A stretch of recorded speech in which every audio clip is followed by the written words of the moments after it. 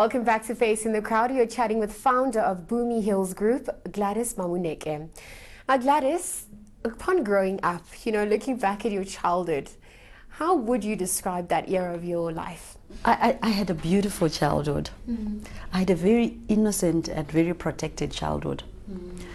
But having said that, also I had parents who were somewhere between being conservative and being liberal. I say that because we grew up in a strong religious family, and we were protected. But when I was in grade 5, I said I wanted to go to boarding school, and so I started my boarding school when I was in grade 5. I was put on a bus, and on my own, with my suitcase, and I went to boarding school on my own. So it was that kind of childhood where we were protected, but we were given an opportunity to choose what we wanted. So I actually chose the school that I wanted to go to. And so in the first term, they let me go on my own. And then in the second term, my older brother was transferred to be with me to protect me. And then after that year, when I had my experience, they brought me back. So throughout my life, I was able to choose the schools I wanted to go to. And my parents were always supportive of my career. So I had a beautiful childhood. What did you dream of becoming? I dreamt of becoming a lawyer.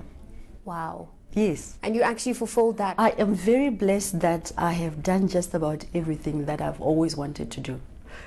Now I want to do a PhD, and I'm hoping that in the next 2 years I will start my PhD. That's the only thing that I think I haven't done yet. Yes. But I'm very blessed to have done everything that I wanted to do. I wanted to become a lawyer, and then, but we were raised in a family as well where my father did not celebrate us being employed. He wanted, according to him, success was when we did our own thing, when we had our own businesses, because my parents were commercial farmers. I think my parents were commercial farmers, so they always encouraged us to be independent and to have our own business. I mean, independent in the sense of having our own businesses. And so I knew at some point that I wanted to get into business, but my dream as I was growing up is I wanted to become a lawyer. And that's because when I was in Form 1, we did a test. We wrote a test in our first test in Form 1, and I was the highest in the class. And it was history. It was a history test. And the teacher said to me, "You'll make a fantastic lawyer because you can remember things." And she planted the seed. Exactly. So I then became a lawyer. And I wonder, who were some of the biggest influences in your life? I mean, you mentioned your parents quite a lot, but were there any other people who played a pivotal role in you, as you grew up and then obviously making the switch into the world of business? One of the things, one of the best things that I always say I did for myself was to go to university as a mature student. And that's because of the influence of my mother's sister, who went to university in her mid-40s after having 4 children. And so I thought to myself, if she could do it in her mid-40s and full-time, then I can also do it. So she was a huge influence in my love for academia. And then in terms of business, really it was my mother. My mother could sell just about anything. Ice to Eskimos. Oh yes, yes. I always say, my mother could sell you your mother and make a profit. What is the legacy you want to leave behind then? I'm building this business as a 100-year business, and Briva, I always say we are in the 3rd year of our next 100 years. And I'm not building this business for personal enrichment. I'm building it for our children. And when I talk about our children, I'm not talking about the children that I give birth to. I'm talking about our African children, so that they understand that it's possible as African people, as Africans, for us to build businesses that outlive us, that can become 100-year-old businesses. And they understand that it's possible even when you don't have when you're an ordinary person, from an ordinary background, that if you have a dream, if you work towards it, that you can also achieve it. I think it's high time as Africans we started building businesses that really outlive us, that compete as well internationally, brands that compete internationally with any other brand. And so that's the legacy that I want to leave. And I might not even enjoy the business that I'm building, but hopefully some generations in the future will enjoy it, and then we'll look back and say, actually, this was built by Gladys. A few who know you best and obviously are closest to you spoke to us. This is what they had to say about Gladys Mawoneke.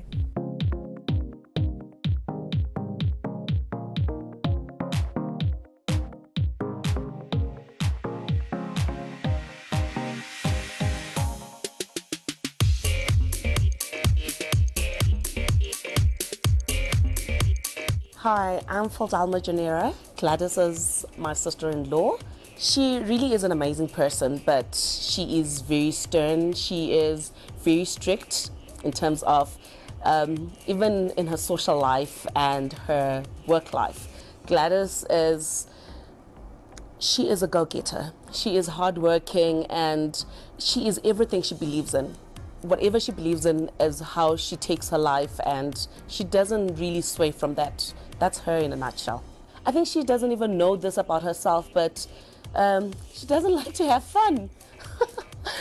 I always say this to her, and for me it's the funniest thing. I'm always saying to her, you know what, Gladys, you just need to give me your credit card and I will do the planning. You just need to make yourself available. That's all you need to do. And she's like, no way, I can't trust you with my credit card. I'm like, but you need to leave a little. You are always working.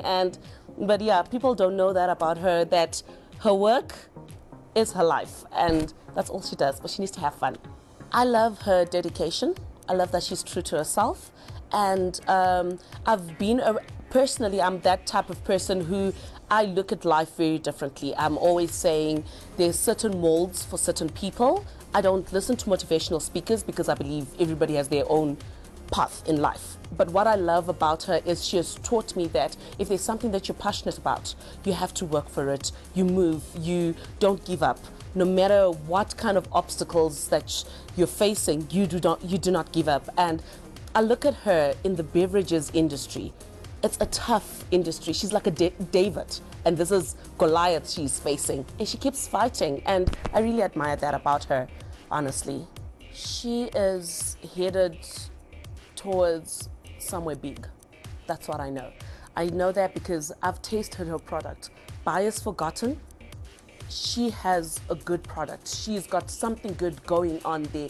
And you know what? One day when she wins this battle, remember I referred to her as David facing the Goliath.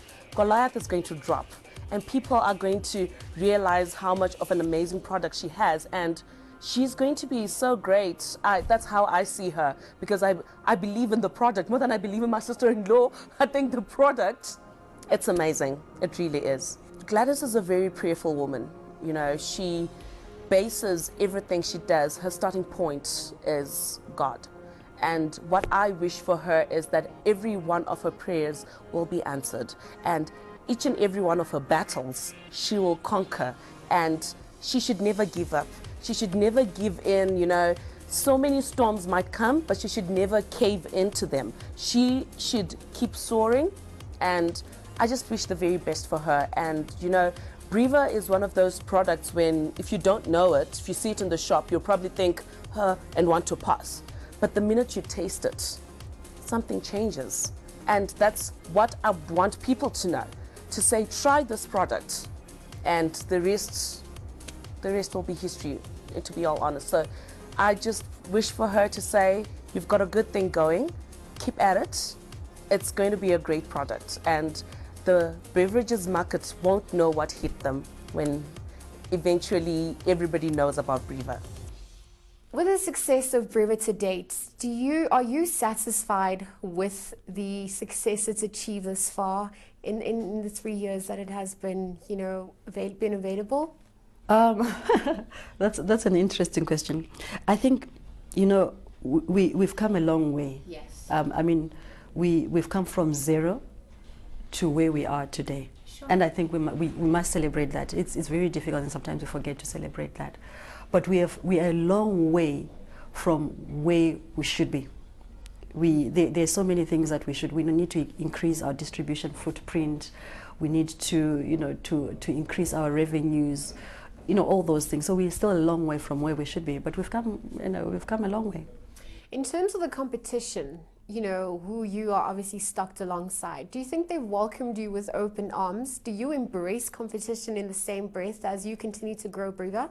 I don't think competitors embrace this very well, and I don't think anyone really embraces competitors and competition well. But I think we appreciate the importance of competition in the marketplace, not only because it enables the consumers to choose what they want to consume, but also it enables us to up our game, so that we are always ahead of the curve. So to that extent, I appreciate the competition that comes in, because it forces us to be ahead of the game, ahead of the curve. And then along the way, you pick up many pearls of wisdom that obviously help you to improve not only your product but yourself as well. What do you think are the top 3 advice that you would like to give to people watching who want to enter this sector, and what you've learned and accumulated along the way? I think the first one is that if you have a passion for it, for whatever it is that you need to do, no matter how difficult it is, do not give up. Because along the way will come distractors, people who do not understand your vision, people who do not believe in your vision, people who do not want to see you succeed. Stick to your vision and believe in yourself and go for it. So that's the first one. The second one is also to understand, particularly, I see there is a lot of romanticizing of entrepreneurship. There's nothing to romanticize about entrepreneurship. It's hard yards. Yes. People must understand that once you take this decision, you have to work extremely hard. And then the third one is that when you have worked hard, you must understand and appreciate the importance of cash flow, because cash flow can make you or break you. It's 3 of 100 years you mentioned earlier. 3 of years, yes. Absolutely. So my vision is to see Briva becoming a household brand, to be one of those brands that you will find in people's pantries, but not only in South Africa, to be a global brand, a brand that you'll find anywhere else. So that's my vision. Gladys, thank you for your time. Thank you for sharing your story. We wish you all the best with your future endeavors. Thank you very much for having me.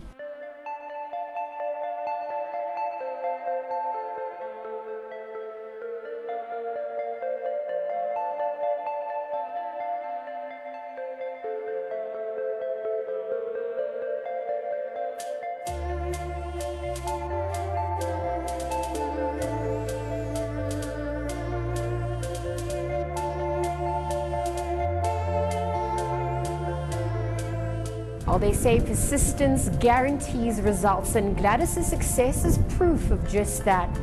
From myself, Liesl Wilson, and the rest of the team, it's goodbye for now.